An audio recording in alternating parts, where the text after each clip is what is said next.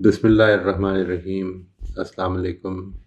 آج میں آپ کو تعارف کراؤں گا جو آپ نے لاسٹ ٹائم شیئر کیا تھا اس کا تھوڑا سا کوشش کروں گا کہ بہت بریفلی یہ بتاؤں کہ کن سٹیجز سے ہماری ڈیولپمنٹ ہوتی ہے، ہم کن سٹیجز سے ہمارے موٹیوز ڈیولپ ہوتے ہیں، ہماری جو کنسٹرکشنز ہیں زندگی میں وہ ان کے ساتھ ڈیولپ ہو رہے ہوتے ہیں. Let's start this. ہمارے ایوالونگ موٹیوز جو ہیں، یہ میں کوشش کروں گا جی کہ آپ کو اگر تو ٹائم مل جائے گا تو اردو میں بھی یہ ایکسپلین کر دوں گا، ورنہ میں آپ کو اردو میں یہ بھیج دوں گا اگر آپ کو اس کی ضرورت ہوگی. یہ تھوڑی سی ٹیکنیکلٹیز تھیں تو میں یہ چاہ رہا تھا کہ یہ جس طرح ہیں اس طرح سامنے آ جائیں. باقی جو میں نے تراجم کیے ہوئے ہیں وہ اس میں کچھ غلطی بھی ہو سکتی ہے. اچھا جی. People can have different motives for taking or not taking action. یہ ذہن میں رکھیے گا. یعنی motives are those which sometimes stop us from taking action. جو لاسٹ ٹائم ایک بڑی امپورٹنٹ بات ہو رہی تھی نا کہ جو چوتھی ایگزامپل ہے پرابلی دانیال کی ایگزامپل کہ جس میں وہ اپنی جاب چھوڑ دیتا ہے، اس میں بعض لوگوں نے کہا تھا کہ اس میں گلٹ نہیں ہے. نہیں، گلٹ یہ نہیں مطلب کہ اس واقعے میں اس کا کہاں گلٹ ہے. مطلب یہ ہے کہ وہ اس کو گلٹ کیسے پیدا ہوتا ہے، اگر اس شخص میں گلٹ پیدا ہوگا تو کیسے پیدا ہوگا. تو وہاں پر وہ اس نے جو ایکشن تھا اس کے نزدیک ٹھیک ایکشن وہ اس نے لے لیا تھا، اس لیے گلٹ پیدا نہیں ہوا. Generally these motives evolve as peoples construction of reality. Their meaning making develops as they grow psychologically, cognitively, and emotionally. This progression generally goes through 4 stages. میں وہ سٹیجز جو ہیں وہ آپ کے سامنے لا رہا ہوں جی، ایک ایک کر کے آپ ان کو بس بریفلی دیکھ لیجئے. The first stage is جس میں کہ fulfilling my desires and carrying out my impulses. یہ میرا موٹیو ہوتا ہے. میری جو انڈیویجول کی جو امپلسز ہیں وہی اس کی آئیڈینٹی ہوتی ہیں. وہ جو کرنا چاہ رہا ہے اگر اس کو روک دیا جائے تو اس کے لیے ایسے ہی ہے جیسے اس کی آئیڈینٹی ختم ہو گئی ہے، وہ اس کی ایگزسٹنس خطرے میں ہے. A hindrance in acting out impulses is a threat to the self. The individual at this stage is incapable of consequential thinking. Consequential thinking کا مطلب یہ ہے کہ اگر میں کچھ کروں گا تو اس سے یہ ہو جائے گا، میں جو کچھ کرنا چاہ رہا ہوں وہی امپورٹنٹ ہے، اس کے بعد کیا ہوگا اس کے بارے میں ابھی سوچنے کے قابل نہیں ہوں.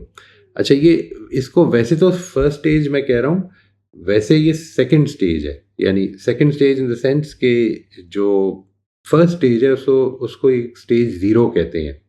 سٹیج زیرو کا مطلب یہ ہے کہ آدمی انڈیفرینشیٹڈ ہے، وہ اصل میں اس کی انوائرمنٹ ہی ہے جو اس کی ایگزسٹنس ہے. وہ آنکھیں بند کرتا ہے تو اس کو لگتا ہے کہ اندھیرا ہو گیا.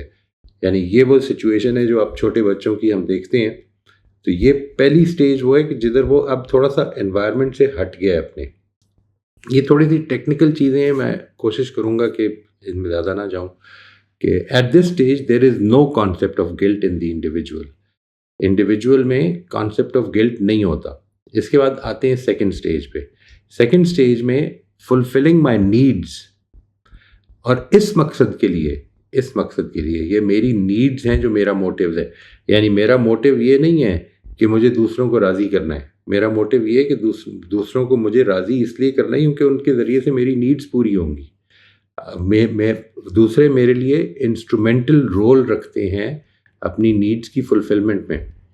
تو to fulfill my needs, to get approval and avoid the disapproval of those who can play an instrumental role in fulfilling my needs.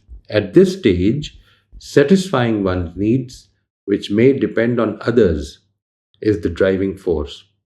میں دوسروں کی ناراضی سے اس لیے خوفزدہ ہوتا ہوں یا پریشان ہوتا ہوں کہ اس کے نتیجے میں میری نیڈز پوری نہیں ہوں گی، مجھے انعام نہیں ملے گا، میرے لیے پرابلم پیدا ہو جائے گی، میں جس طرح سے جو میں چاہتا ہوں وہ کر نہیں پاؤں گا. It is the driving force. At this stage, guilt relates to the fear of being found out and apprehended by authority figures after having done something they disapprove.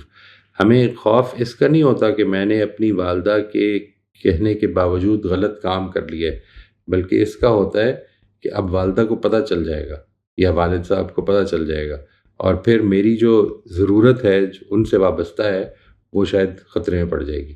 مجھے اپنی ٹیچر کی ناراضی اس لیے ناپسند ہے کیونکہ میری ٹیچر کی ناراضی یہ مطلب دیتی ہے کہ میری جو نیڈ ہے اس سے وابستہ وہ پوری نہیں ہوگی۔ تھرڈ سٹیج وہ ہوتی ہے کہ جدھر انسان سوشلائز کرتا ہے، جدھر انسان کی ایک سوشل آئیڈینٹی بننی شروع ہو جاتی ہے۔ یہاں پر آپ دیکھیے بہت باریک سا فرق ہے سیکنڈ اور تھرڈ میں۔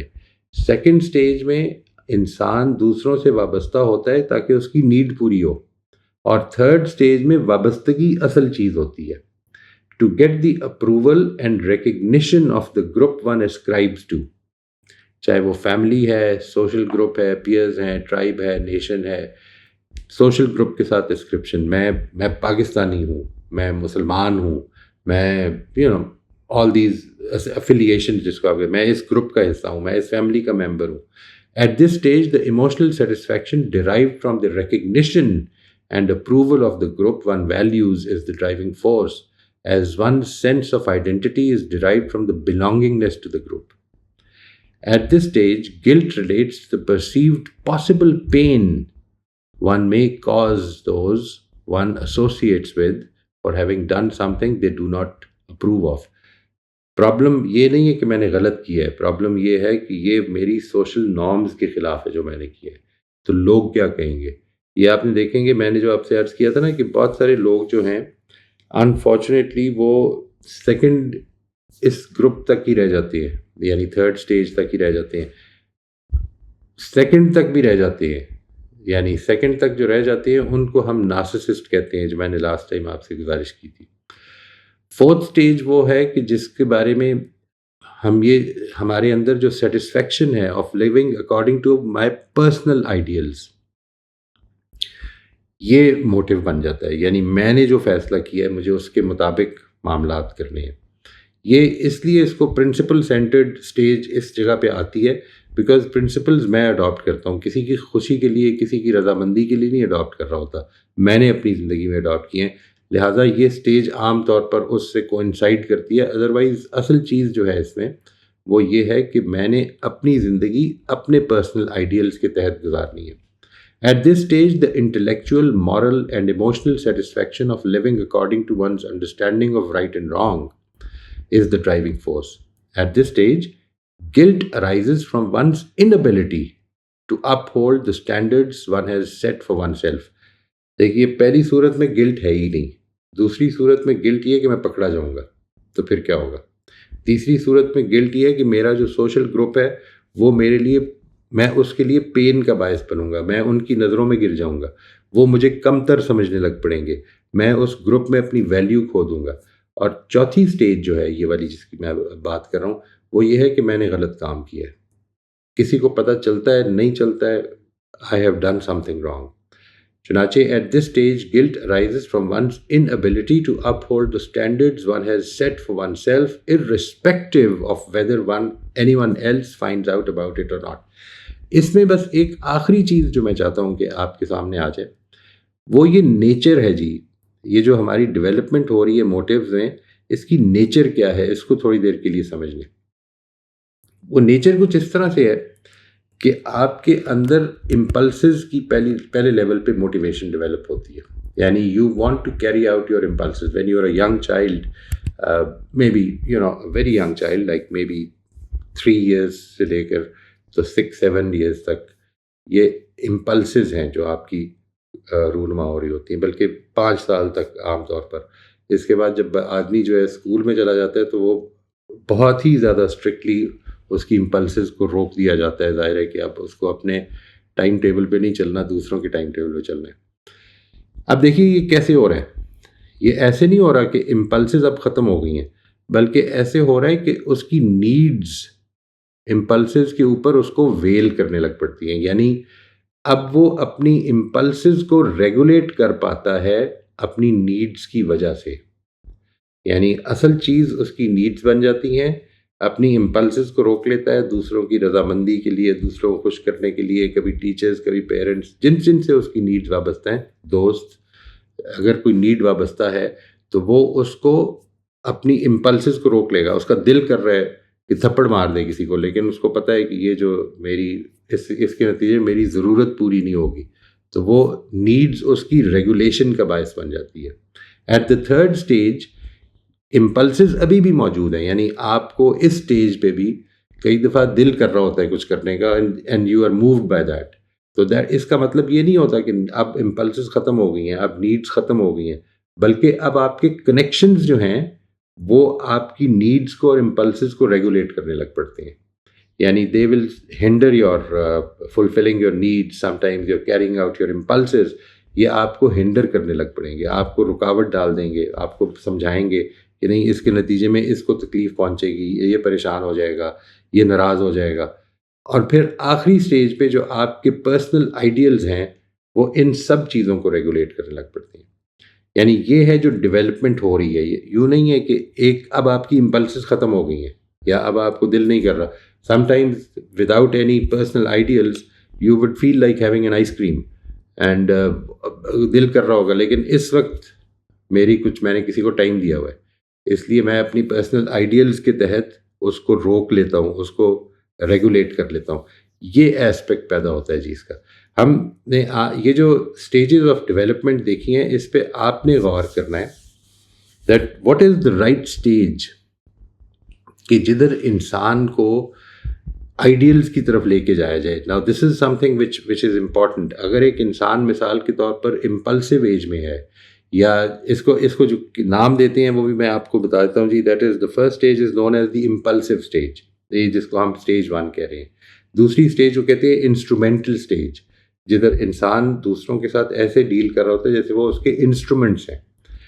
ٹھیک ہے جی. تیسری اس کو امپیریل اسٹیج بھی کہتے ہیں, یعنی کنگڈم ہے, اصل مسئلہ میرا ہے, وہ پورا ہونا چاہیے. اور پھر تیسری اسٹیج ہے, اس کو سوشلائزنگ اسٹیج کہتے ہیں.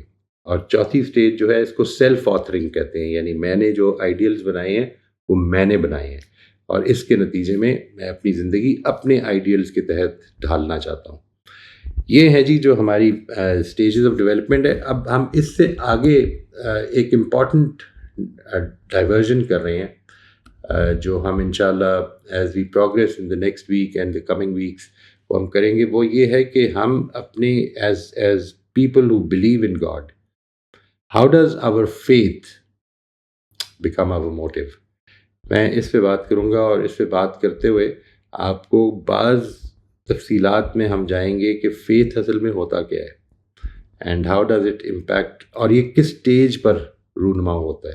یعنی یہ جو ہمارا یہ خیال ہے کہ محض بتا دینا لوگوں کو کہ ایک خدا ہے, یا اللہ تعالیٰ کے ایک پیغمبر آئے تھے جن کا نام محمد رسول اللہ صلی اللہ علیہ وسلم تھا, تو اس کے نتیجے میں کیا یہ واقعی از دس آل دیر از ٹو فیتھ.